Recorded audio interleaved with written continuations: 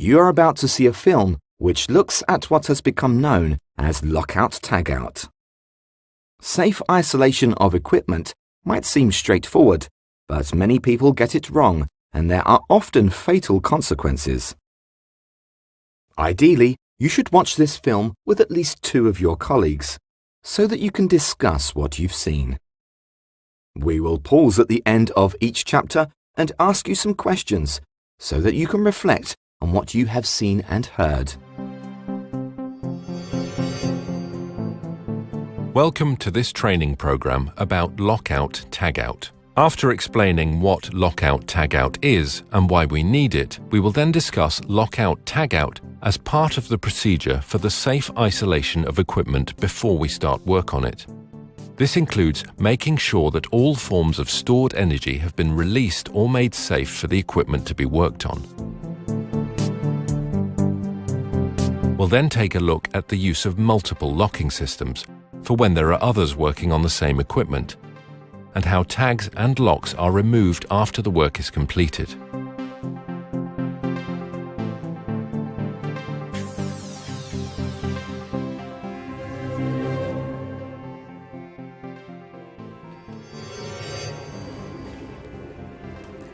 You might have heard of Lockout Tagout. You might already be using it. When we use Lockout Tagout procedures, it's pretty obvious why we use them. If you're working on a piece of equipment, you don't want somebody else starting it up. If you removed a valve or a pipeline, you don't want somebody else opening a valve somewhere else and letting steam, fuel or water flood into the space. At its simplest, Lockout Tagout is exactly what it says. First of all, we isolate what we're working on from any energy supply and lock the point of isolation, that is, the lockout stage.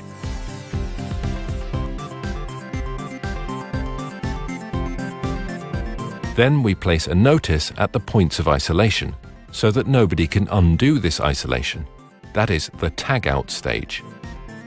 Of course, this isn't all we need to do to make the equipment safe to work on. We also need to release any stored energy. For some specialized jobs, other precautions may also be needed. For instance, applying earths to high voltage electrical equipment.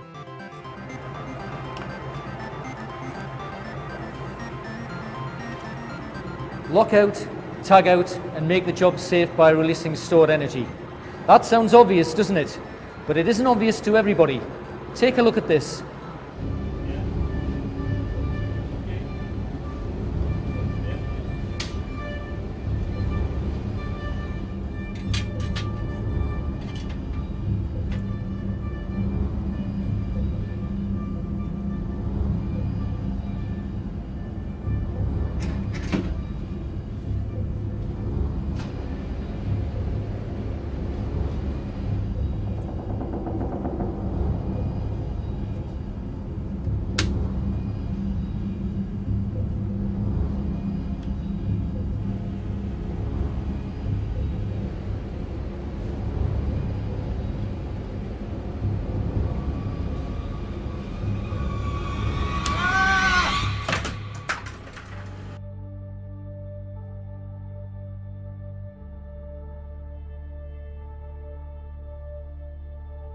We're all busy people at sea these days, but we need to take the time to do things properly.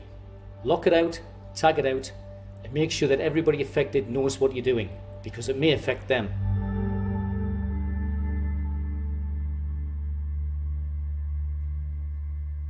We saw the person working on the electrical equipment get a nasty shock. What things did he do correctly, and what did he do wrong? Click the pause button and start your discussion.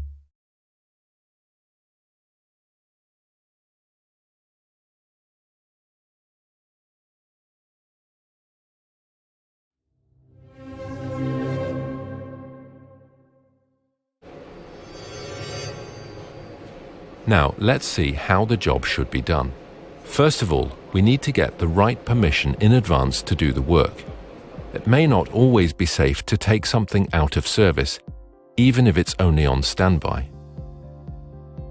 After confirming that the pump can be taken out of service, It can be switched off and isolated. Isolation means that we create some physical separation from the electrical supply and the item we're working on. To keep things safe, we apply a lock and a tag.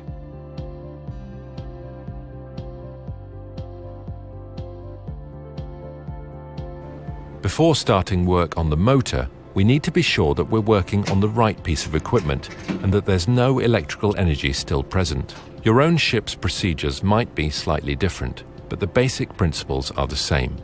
Get permission to work on equipment and make sure that the right people know you're working on it. Make sure you're working on the right equipment. Identify it by getting someone to switch it on and off if necessary. Switch off and isolate the equipment, and then apply your lock and tag to keep it safe.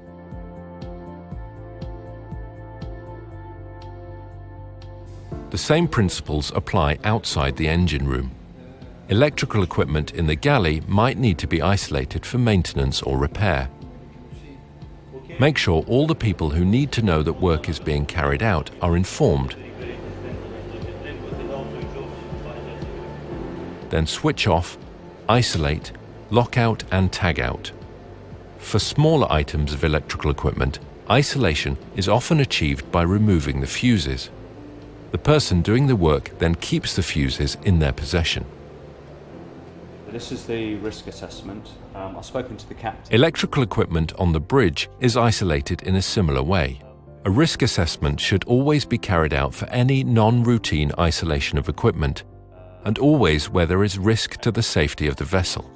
Obviously, great care needs to be taken over how having the equipment unavailable will affect the safe operation of the ship. Yeah, with this here.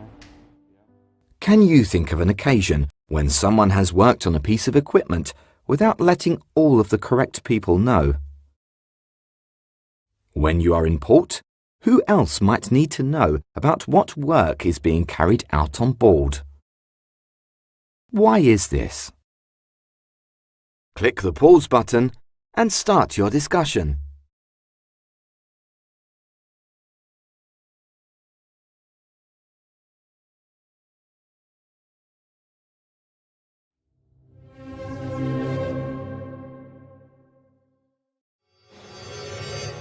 In this section, we're going to take a look at stored energy. Lots of equipment remains unsafe to work on even once it's been switched off, because it contains stored energy. In some cases, like this purifier, the energy will naturally reduce.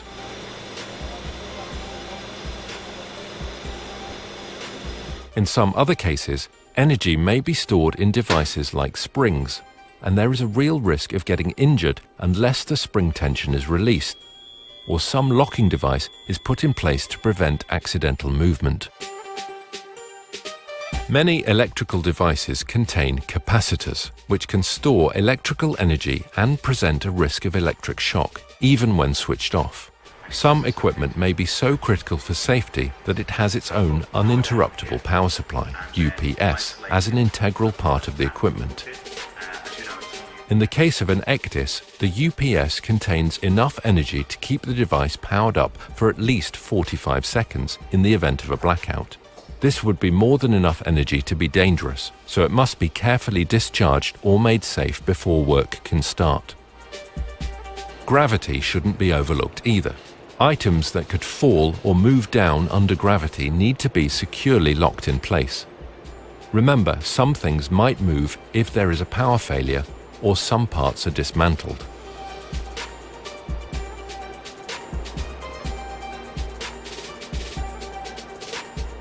Stored pressure, either pneumatic or hydraulic, needs to be carefully released.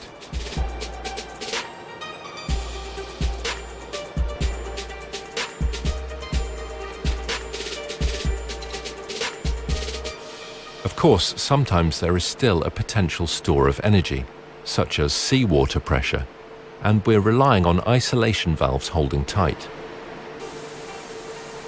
Air vents and drain valves are often fitted, and these can be used to check that isolation valves are holding. Always check that the drain valves or vents are clear and have not become blocked. They can be proved clear before the isolation valves are closed if necessary.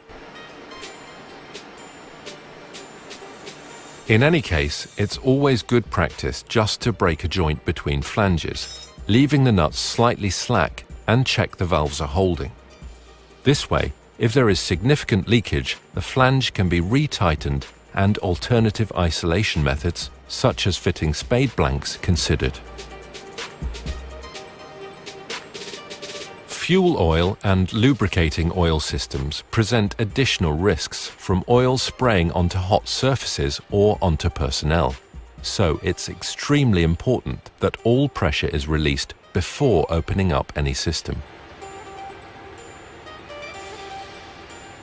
Steam and hot fluid systems, either in the engine room, on deck, or in the accommodation, must be given plenty of time to cool down after being isolated. Pockets of hot water can remain in the pipelines, and since these systems are lagged, can stay hot enough to cause scalding and burns for a very long time. Opening up these systems for maintenance often releases slugs of hot water, which can travel down the pipe by gravity and scald others when they least expect it.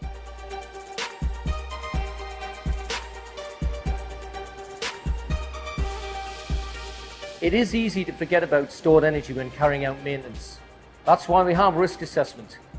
It's also why maintenance should only be carried out by those competent to do it. How long do you think water will stay hot in a well-lagged steam or hot water system? Why is it important to prove that vents or drains are clear before isolating a system and starting work? Click the pause button and start your discussion.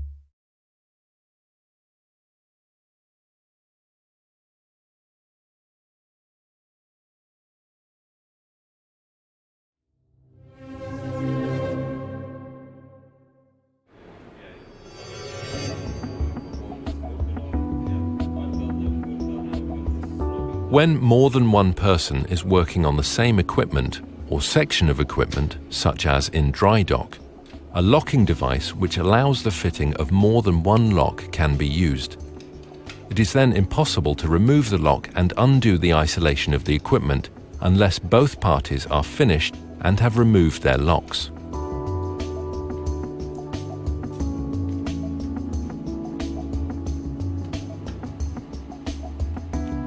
A thorough check needs to be made to ensure that all tools have been removed from equipment and that it's in a safe condition to be re-energized or repressurized.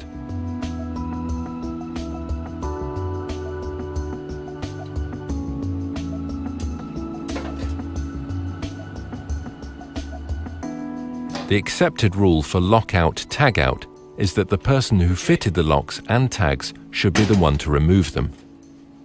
This is because they'll know exactly what has been isolated and, in most cases, will have been involved in the work. Make sure that anyone affected knows that equipment is being re-energized or repressurized. Equipment controls should be in the off position prior to reclosing isolators. That's good. If the person who fitted the locks and tags is not available for any reason, such as illness, then the ship should have a procedure for such an eventuality, or a careful risk assessment should be carried out. Not having the person who carried out the isolation present increases the risk of an accident or incident. As much information as possible should be obtained from the person who carried out the isolation and anyone else involved in the work. You may not have seen a multi-lock hasp used before. When do you need to use these? Click the pause button and start your discussion.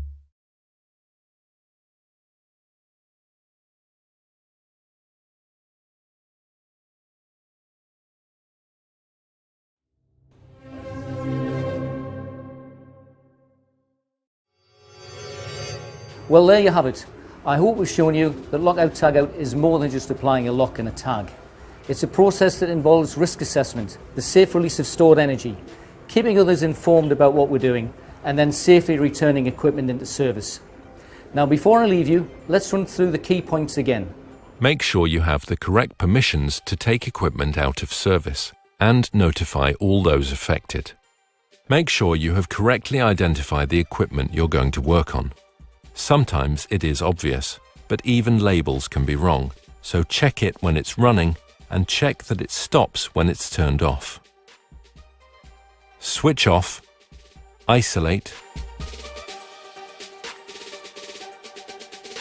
lockout, and tag out.